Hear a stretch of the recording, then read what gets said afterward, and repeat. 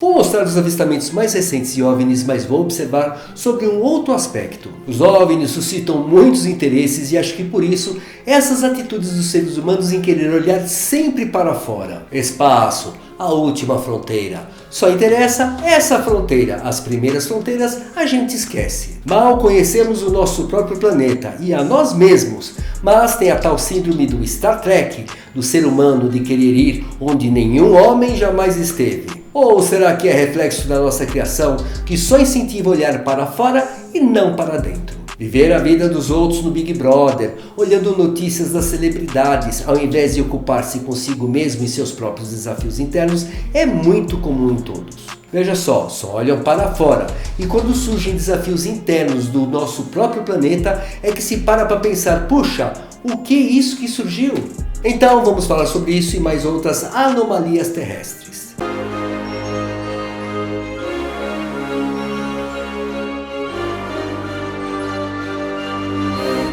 Os avistamentos são interessantes e diferentes, mas precisamos olhar também para dentro. Então, vamos olhar primeiro para fora e depois voltar para dentro de nós mesmos. Segundo a testemunha que filmou, o objeto preto passou correndo na altura dos olhos, movendo-se com notável velocidade. Foi postado no canal UFO Sighting Daily.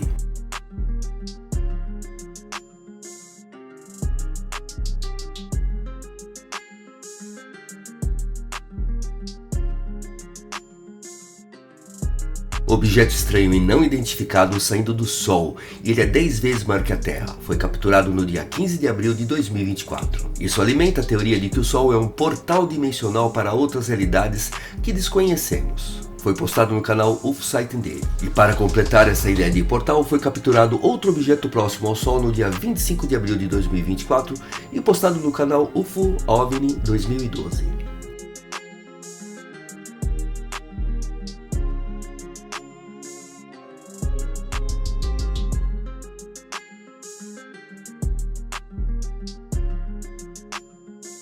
Figura humanoide voadora negra avistada por um pastor em Mus, Turquia, em 27 de abril de 2024. O objeto foi visto se movendo no céu por cerca de 1 minuto e foi postado no canal de Hidden Underbelly 2.0.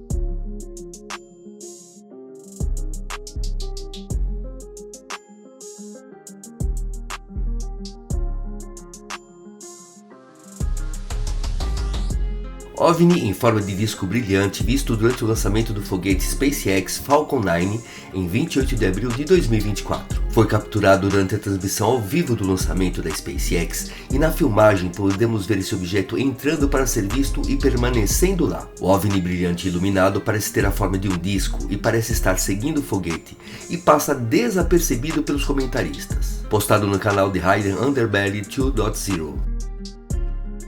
OVNI extremamente rápido avistado em webcam perto do vulcão Colima, no México, em 30 de abril de 2024. É incrível a forma e o tamanho da nave com relação ao tamanho do vulcão. Foi postado no canal de Hidden Underbelly 2.0.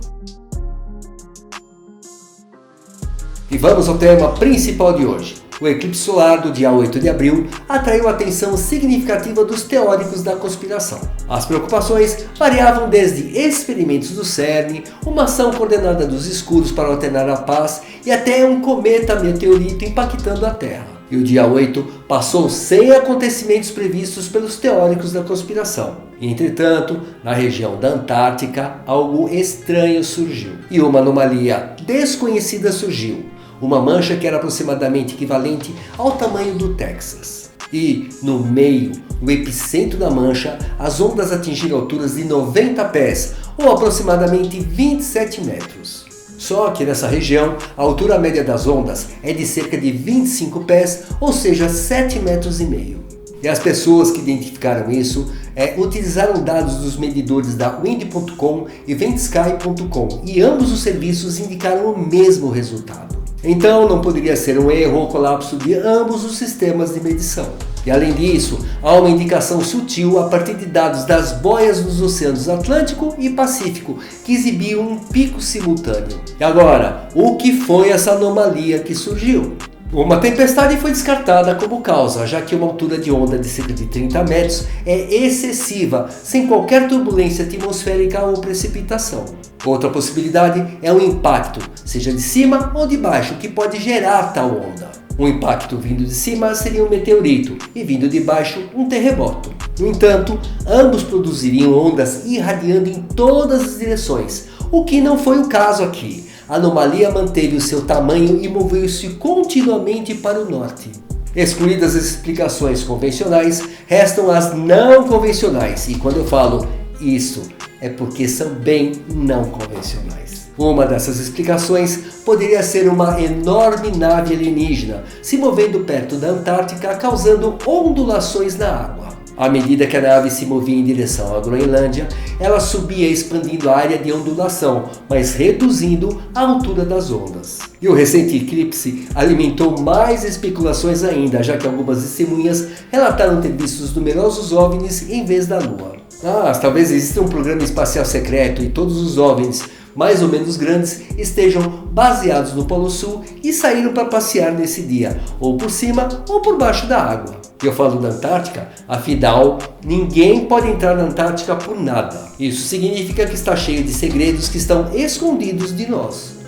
Outra teoria não convencional envolve o CERN, o HAARP ou um projeto secreto semelhante que poderia aquecer a água remotamente. Ainda que isso sejam apenas teorias conspiracionistas, há outras anomalias estranhas e que se tem dado pouco atenção a elas. Veja, como eu disse, preferem estudar intensamente o espaço exterior do que estudar e investir em pesquisa mais intensa da própria Terra. E por que seria importante entender a própria Terra? Pois existe atividade dentro do núcleo da Terra que é como uma corrente de ferro, alterando a sua trajetória e gerando essas anomalias todas. Talvez seja esse o motivo. Veja, entender até que uma recente onda de metal levou à flutuação do campo gravitacional, às quais a água respondeu com oscilações. E quando eu falo em anomalia, essas alterações fazem com que o campo magnético da Terra tenha um ponto fraco do tamanho do território continental dos Estados Unidos. Só que não lá, mas pairando sobre a América do Sul e o sul do Oceano Atlântico, chegando até a África. Então veja que o campo magnético protege a atmosfera da Terra da radiação nociva emitida pelo Sol. E os cientistas ainda estão aprendendo que o Sol é capaz de eventos de emissão e erupções solares intensas. E estudos mostram que podem ser mais destrutivos do que alguma vez pensamos ser possível. Então, compreender a força e a variação do nosso campo magnético é vital para saber até que ponto poderemos correr o risco da próxima grande tempestade solar. E essa outra anomalia que eu estou falando é conhecida como a anomalia magnética do Atlântico Sul.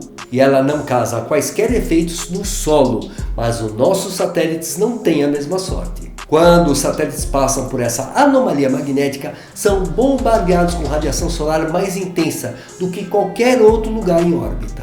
E há razões para acreditar que essa depressão no campo magnético do Atlântico Sul está aumentando. E o responsável desse campo magnético é o núcleo da Terra, o coração superaquecido do nosso planeta que queima tão quente quanto a superfície do Sol. E a ciência envolvida em tudo isso é tão complexa e confusa que o próprio Albert Einstein não acreditou na teoria do seu funcionamento, quando um dos pesquisadores, Walter M. Elsasser, a propôs a ele. E embora o núcleo esteja a milhares de quilômetros abaixo dos nossos pés, o campo magnético que o núcleo da Terra produz estende-se pelo espaço. Ele envolve o nosso planeta como uma armadura, mas essa armadura do nosso planeta não é perfeita e os resultados podem ser devastadores. E veja só o que ocorreu.